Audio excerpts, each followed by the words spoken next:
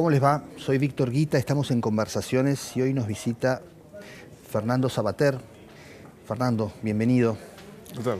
Filósofo, ensayista, muy conocido por los argentinos. Está la frecuencia con que nos visita, por razones que no vamos a ventilar en este momento. Quería empezar consultándole, no sobre Contra el separatismo, que es el último libro que hemos conocido aquí, sino sobre un pasaje muy específico de ese texto en el que usted menciona a Frascuelo, un torero del siglo XIX, que viaja a París y cuando regresa le preguntan qué le ha parecido la ciudad. Y lo que él dice es, bueno, está lleno de extranjeros. Es una expresión muy simpática y un modo de entrar en el tema de la inmigración, que supongo que es un tema que es un tema que lo preocupa. Bueno, es verdad que, aunque bueno, la reflexión de Frascuelo es, por supuesto, ingenua, pero además propia de una época en que la gente no viajaba mucho. Es decir, que un torero sevillano aparezca en París no era una cosa normal. Hoy nos parece, todo el mundo estamos en todas partes, ¿no? Pero claro. Antes no ocurría así.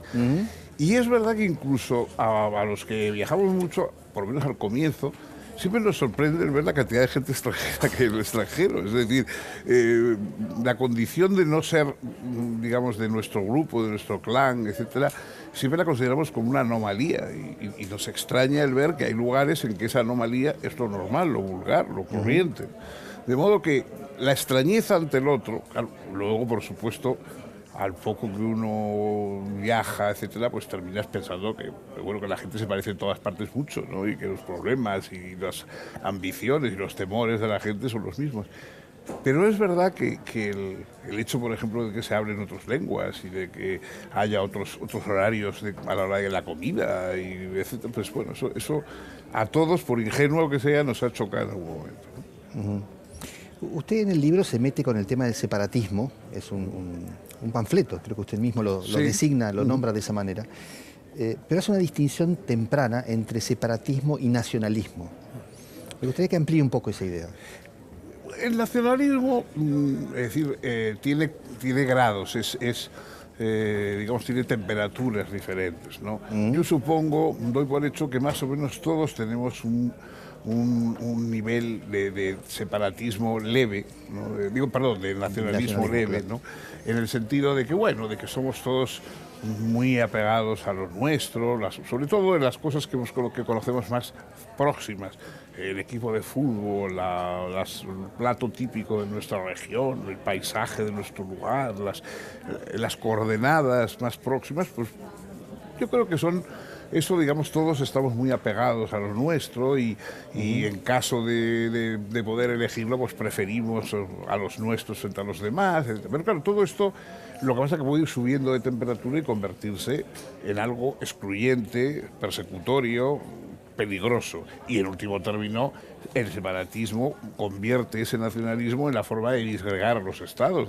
Todos los estados son mezcla de grupos diferentes. O sea, el separatista vive convencido de que su caso es único, que ellos son los únicos diferentes a los demás, ¿no? Todos los estados se han hecho precisamente para agrupar a los distintos. Entonces, el hecho de introducir ahora a estas alturas el territorio, la etnia, etcétera, como elemento disgregador, es un atavismo peligroso, ¿no? Pero que existe y que está funcionando en el mundo, desgraciadamente. Y en ese caso, ¿cuál sería el límite del nacionalismo?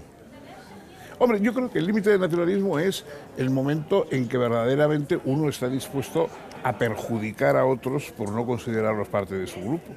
Es decir, una cosa es que uno sea muy fiel, digamos, a su grupo de relación, y otra cosa es que esa fidelidad se convierta en agresividad o exclusión de otros grupos. O sea, si uno es, digamos, muy partidario de su equipo de fútbol, pero no porque quiera que ese equipo arrase y destruya a todos los equipos de la liga, sino que cuando juega al fútbol quiere que gane su equipo frente a los demás, pero que los demás existan para poder jugar, porque si no, no hay partido, ¿no?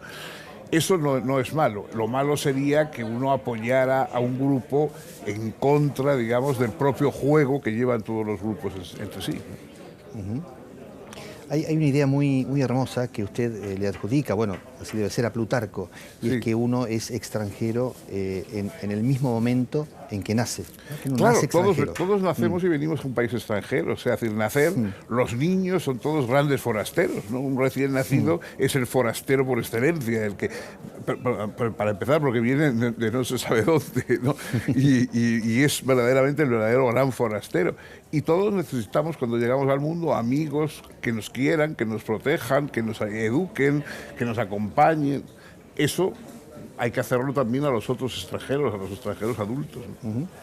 A propósito de infancias, su primer contacto con la filosofía o con la curiosidad, que supongo que es una primera manifestación de la filosofía, ¿fue en la infancia o fue después?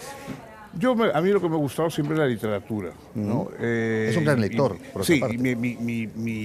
Mi verdadera afición es la literatura. Lo que pasa es que cuando yo fui a la Facultad de Filosofía y Letras, se llamaba entonces, ¿no? Que era donde se daban había literatura, etcétera, pero no había una carrera específica de literatura. Hoy hay literaturas comparadas y bueno, montones de... Entonces, en aquella época jurásica en que yo estudiaba no había eso. Y lo que había era filologías que estaban muy llenas de... Había que estudiar latín vulgar y muchas gramáticas y muchas semánticas y cosas que a mí no me... Entonces cogí la filosofía como un second best, ¿no? Una cosa que se parecía a lo que a mí me gustaba, porque algunos autores que me habían gustado, como Schopenhauer o como Bertrand Russell, pues yo los había leído. Y sobre todo porque siempre me gustaron los autores que están un poco a caballo entre literatura y filosofía. Borges quizás sea el caso paradigmático, ¿no? De un autor que es un literato, pero que por otra parte está lleno de reflexiones y que utiliza la filosofía como cebo para sus lectores, ¿no? Para interesar a sus lectores. A propósito de democracia, que es un tema que usted también transita en el libro, dice muy bien que, por supuesto, hemos ido venciendo los prejuicios raciales, las barreras teológicas, etcétera. ¿Cómo en ese mundo, que es mejor acaso al que hemos conocido antes, cómo se comprende un caso como el de Bolsonaro en Brasil? Es que vuelven a aparecer. Eso es, desgraciadamente, digamos, todos somos personas civilizadas cuando nos va bien, ¿no? Es decir, en una sala, pues eso, que en una redacción de un periódico, en un teatro, etcétera, mientras todo va bien, mientras el aire acondicionado funciona, mientras en fin, los asientos están asignados convenientemente, todo el mundo se porta bien, todos son corteses con las señoras, todo el mundo... Pero claro, basta que haya una alarma, alguien que grite fuego, una alarma de cierta o falsa de incendio, etcétera, para que de pronto se pierdan las buenas maneras y la gente pase dando empujones y atropella a las viejecitas y tira a los niños al suelo. Y eso también pasa en los países, ¿no? Es decir, países en que de pronto se da una voz de alarma, pues porque hay problemas económicos, porque hay falta de trabajo, porque hay...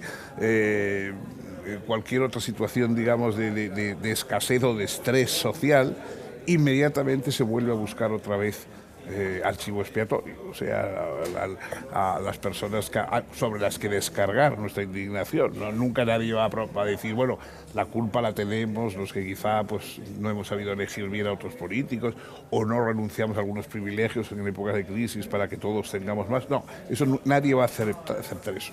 Se va a ir a buscar a eso, al que tiene un color diferente de piel, o al que ha venido de no se sabe dónde, o al que es de un grupo distinto. Claro, quizá el caso de Jair Bolsonaro es un poco exagerado, pero es una lección. O sea, es decir, hay que pensar que eso es una amenaza. Por supuesto, el separatismo en España tiene raíces parecidas también. O sea, el separatismo tanto en Cataluña como en el País Vasco nace de personajes como Sabino Arana, etcétera, que eran exactamente como Bolsonaro. Eran personajes racistas, xenófobos. O sea, los separatistas no nacen, digamos, de amigos de la humanidad, sino de personajes adversarios de lo común, ¿no? Claro, lo curioso es el modo en que el hombre pareciera que no aprende, ¿no? Usted mismo, en el cierre del libro, voy a citarlo de nuevo, acude a una frase de Mark Twain, a la que Borges y usted mismo le han metido alguna mano, sí, que dice: no me importa si un hombre es blanco o negro, cristiano o judío, comunista o liberal, catalán, vasco o andaluz. Me basta saber que su nombre nadie puede ser nada peor. Es que, bueno, cada uno vivimos una vida única, ¿no? Y entonces, en el fondo, teóricamente deberíamos aprender de lo que ocurrió en el siglo XII, pero Bueno, no, ninguno pensamos que el siglo XII nos va a servir de maestro, ni a veces ni siquiera a lo largo de nuestra propia historia. Ahí hay casos de países formados por personas que sufrieron persecuciones y que han sufrido exclusiones y campos de concentración, y en el momento en que han logrado tener otra vez el control del país y tal, han ejercido sobre otros lo mismo que los mismos en fin, maltratos que se ejercieron con ellos. Sí, no, supongo que eso no es muy estimulante pensar así, pero también es realista, ¿no? Es decir, no confiemos demasiado en la bondad humana, eso es de lo que menos se puede confiar. Quiero preguntarle por una figura que me despierta mucha curiosidad. Usted, en el Jardín de las Dudas, regresa sobre Voltaire, que es un hombre al que usted ha acudido en más de una ocasión en conferencias y distintos momentos. ¿Por qué Voltaire? ¿Qué nos trae? ¿Cómo nos ilumina? Bueno, yo Voltaire reconozco que es un personaje que me fascina como personaje, aparte de que sus escritos tienen cosas interesantes, etcétera, pero más que eso fue el primer intelectual, o sea, fue la primera persona que, digamos, descubrió que un intelectual podía ejercer un cierto poder que él puso al servicio de lo que consideraba justo, de lo que consideraba evitar los abusos de los poderosos y tal y cual. Pero es la primera persona que, sin tener ningún cargo, o sea, ni siquiera era profesor, ni siquiera era académico, por supuesto no tenía ningún cargo teológico ni religioso, y sin embargo el peso de su nombre, el atractivo de su nombre, etcétera, hizo que tuviera una influencia, fue lo que hoy llaman un influencer, ¿no? O sea, él fue el primer gran influencer, fue Voltaire, ¿no? Es un gran título el que me está regalando. Sí, es que es así, ¿no? Fue un gran influencer y realmente descubrió que solamente él, apoyando una causa o criticándola tal, hacía que los poderosos se lo pensaran dos veces, y antes de dictar una sentencia injusta, decían, cuidado, que Voltaire está en contra y tal, y eso nos puede echar a la gente encima, y eso en un país absoluto, con un rey absoluto, etcétera, como en su época, pues pensemos lo que habría hecho hoy Voltaire con Internet, con WhatsApp, todo esto, ¿no? Voltaire no era un ateo, era lo que se llama un deísta. ¿Cómo se lleva usted con Dios? Bueno, yo nunca he terminado de entender qué es lo que se entiende por Dios. O sea, es decir, cuando alguien me dice que cree en Dios, me hubiera gustado que me especificara, porque lo más difícil de creer en Dios es que alguien te explique qué es eso que cree en Dios. Vamos, no salvo una idea ingenua de que hay una especie de señor muy grande, pero invisible, escondido entre las nubes, que yo creo que eso casi nadie piensa. Por lo demás nadie entiende qué es eso de que Dios, o sea, que es un ser que es como nosotros, pero no se muere, que cuando nosotros nos definimos precisamente porque nos morimos. Y cosas. Entonces yo o sea, no es que, vamos, me costaría decir que no creo en Dios, porque es que lo que no creo es que nadie sepa cuando dice que cree en Dios en qué cree, ¿no? Permítame hacerle una pregunta quizá algo liviana, pero en el fondo creo que no lo es. ¿Qué le pareció Merlí? ¿Perdón? Merlí, la serie española. Merlín. Merlí, la serie española sobre un filósofo.